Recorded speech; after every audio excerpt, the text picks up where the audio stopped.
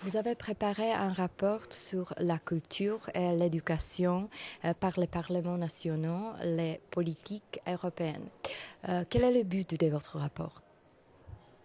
Notre idée, c'était de dire, mais les parlements nationaux souvent réagissent à des faits, mais ne développent pas de politique à moyen ou à long terme.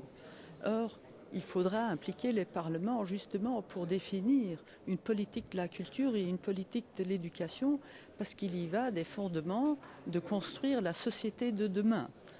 Or, pendant la crise, il y a des gens qui disent oh, la culture, ce n'est pas important, c'est un luxe.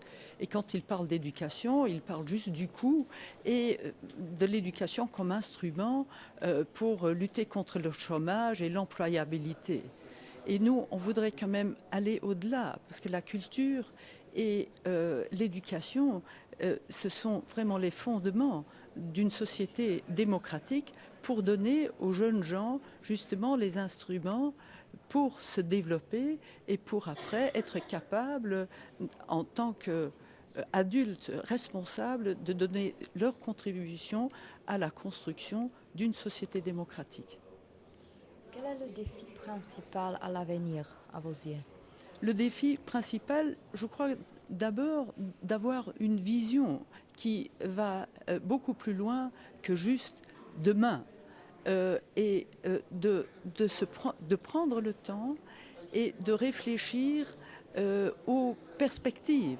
Parce qu'aujourd'hui, et ça vaut également dans d'autres domaines, on a trop souvent tendance, avec tous les problèmes qu'il y a, de juste réagir et de trouver une solution et à travers les médias de trouver la petite phrase pour se mettre sur le devant de la scène. Mais je crois que nous devons également avoir l'obligation de développer une stratégie pour l'avenir qui va au-delà du court terme. Donc ça, c'est un des défis. Le deuxième défi, évidemment, c'est de trouver comment définir ces politiques et également de se donner les moyens. Or, ce n'est pas uniquement l'argent, mais ce sont les moyens en capacité intellectuelle de réfléchir et de rassembler tout le monde et de ne plus considérer la culture comme un luxe ou l'éducation juste pour un outil pour combattre le chômage.